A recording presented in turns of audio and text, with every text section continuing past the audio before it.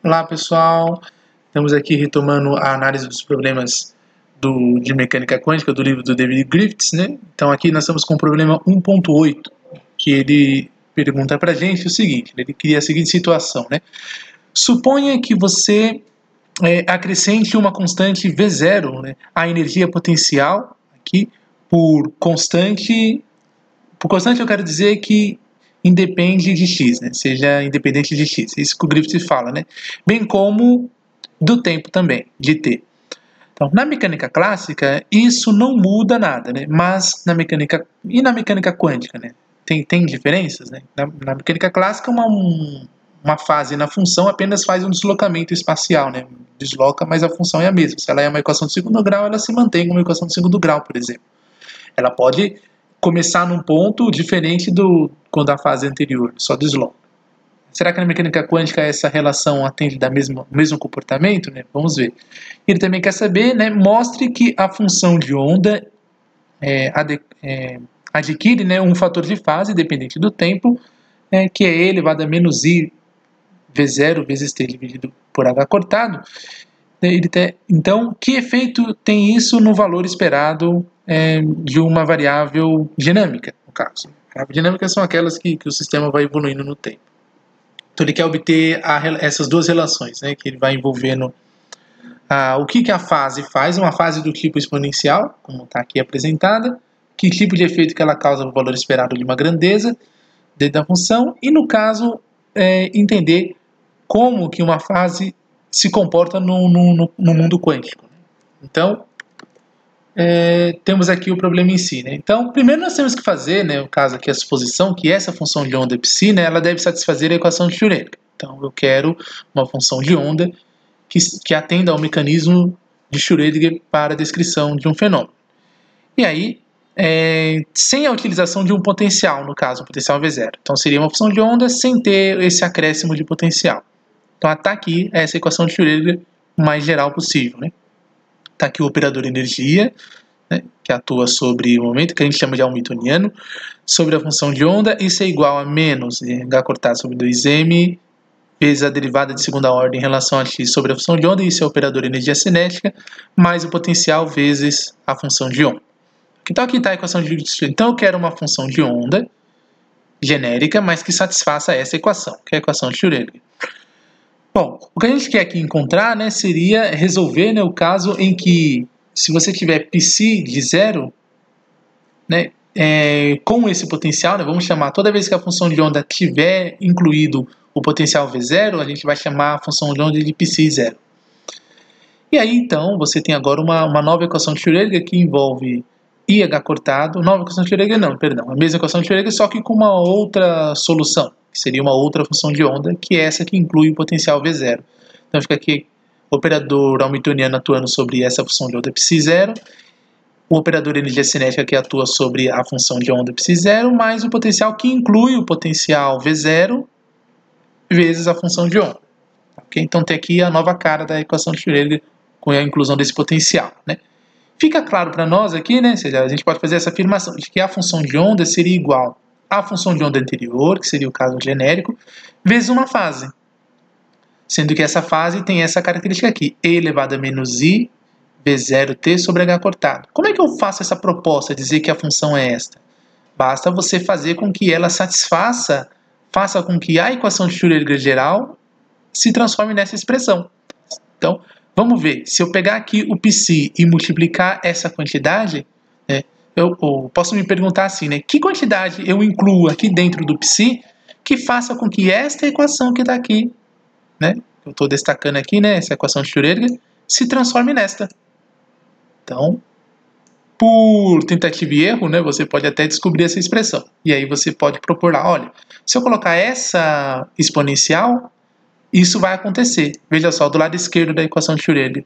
Se aqui tiver incluído essa exponencial, né, que inclui aqui V0 na função de onda, né, ela tem derivada em função do tempo. Então, a derivada vai atuar sobre essa quantidade. Então, você vai ter derivada, vamos ver aqui, derivada de psi, é um produto, né? Derivada de psi em relação ao tempo é o que já aparece lá e também vai aparecer aqui. Vamos ver mais à frente. Vezes a exponencial depois psi vezes a derivada da exponencial. Quando eu derivar a exponencial, vai descer o termo menos i v0 sobre h cortado. Então, que vai multiplicar esse IH cortado que está aqui. O H cortado vai simplificar com este H cortado, porque ele vai descer a potência. Menos I multiplica com I, que dá simplesmente 1 positivo. E fica só o V0 aqui na frente. Então, de fato, é isso que acontece. Só que a gente traz esse V0 para o lado direito da equação aqui. Então, fica V0 vezes o π0, que seria a função de onda com essa fase incluída. Ok? A função de onda original com essa fase incluída, está incluída aqui. Esse é o termo a mais que aparece no cálculo, né? E a outra estrutura permanece a mesma, que era simplesmente IH cortado vezes a derivada da função de onda em função do tempo, que era comparável com esse lado esquerdo da equação. Então esse termo a mais que apareceu na derivada do produto foi indicado nessa posição aqui na equação. Até porque fica só uma função das posições, né? Então, claro que aí as fases continuam aqui, né? A fase não foi embora, né? Continua aqui em todas as funções de onda que estavam expressas. E todo o resto da equação se mantém na sua estrutura original. Está aqui, só que agora, claro, que respeitando o fato de ser uma nova função de onda, que é essa que inclui a fase. Então, beleza. Então, de fato, essa função, essa fase, faz com que a equação de Schrödinger que estava escrita dessa forma, para essa função, fique escrita dessa maneira. Então, feito essa adequação, então, é uma afirmação que a gente pode fazer agora. E para provar isso, a gente tem, então, que IH cortado, derivada de π0 em função do tempo, né, que é igual a IH cortado de π em função do tempo a exponencial, mais, né, I vezes π, olha lá, a tua derivada sobre a função, né, igual eu havia comentado agora, só não estava indicando com o mouse, né. E aqui eu posso pôr, no caso, a fase aqui na frente, aí a gente pode obter essa expressão e, de fato, ter a função escrita da maneira como está indicada ali, né? Como se queria demonstrar, né? Nesse caso. Então, o que eu comentei aqui é o caso que nós temos relatado aqui. Então, a gente tem aqui, né, que não há mudança no efeito, né? Veja que essa presença, né, dessa fase, né, ela fez aqui fazer uma soma no potencial, uma soma linear, mas toda a estrutura da equação permanece a mesma, né? Então, satisfazendo a equação que Schrödinger ainda tem desses valores, né, para uma variável dinâmica, no caso, né, para o valor esperado de uma variável dinâmica, a gente tem aqui que, uma vez que o fator de fase extra que apareceu ali, né, sendo independente, né, no caso de x, né, é isso que faz com que não haja uma alteração na função, né, de uma maneira geral, o seu comportamento. Então, se você olhar para a equação, por exemplo, 1.36, né, vou voltar aqui, cadê a equação? Aqui, a equação 1.36, que é a maneira geral de você mostrar como se obtém o valor esperado de uma quantidade física, como, por exemplo, uma função das posições e do momento, né, da partícula. Está aqui o valor esperado. Né, você tem aqui a função Q em função da posição e o operador momento. Está aqui, né, o operador momento, quando atuar na função de onda, permite você extrair esses valores esperados, seja da posição, seja do momento da partícula, né.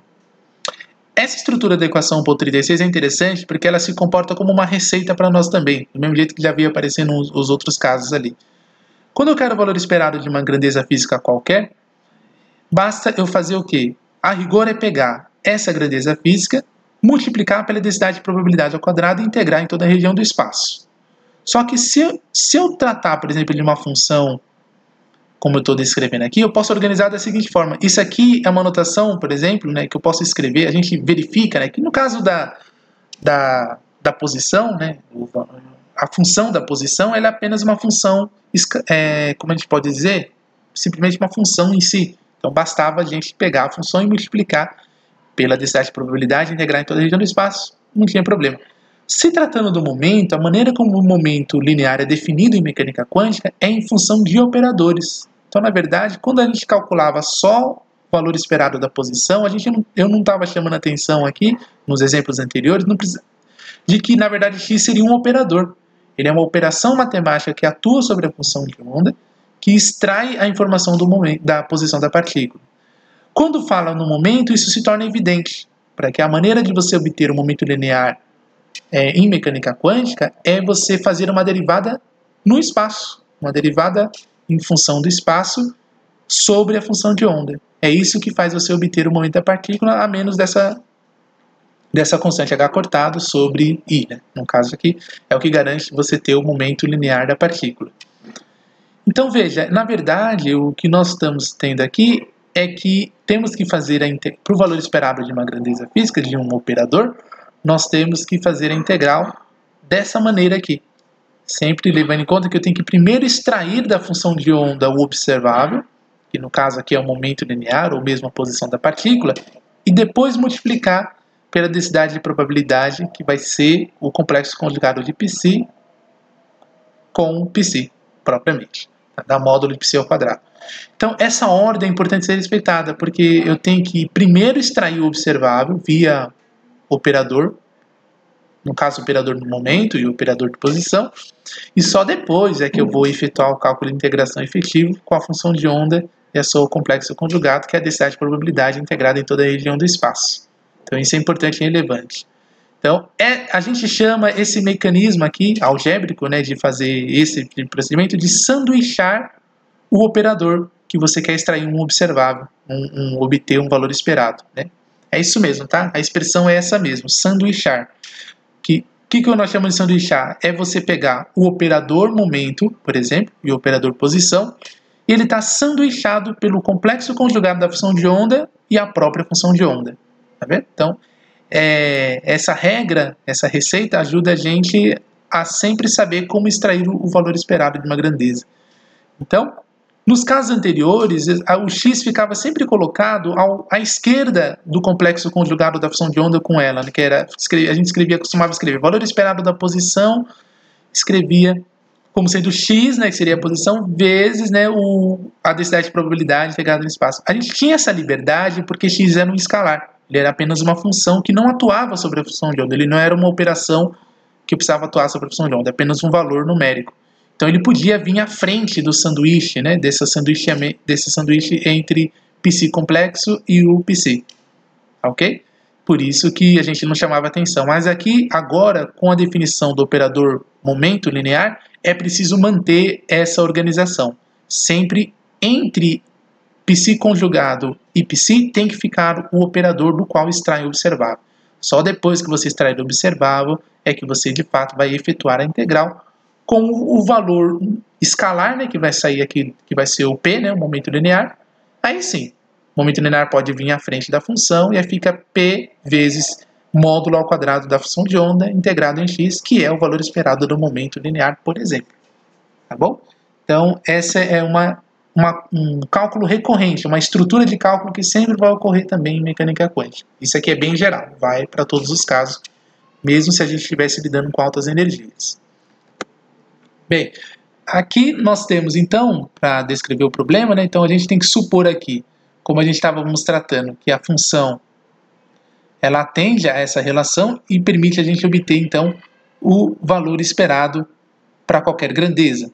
E nesse caso, como a fase não tem dependência em x, então ela apenas causa esse deslocamento aqui para o potencial. Então quando eu extraio um valor esperado, por exemplo, né, desses valores, eu vou ter apenas, de fato, uma fase deslocada. Os observáveis, as variáveis dinâmicas, como o momento linear, não é afetado.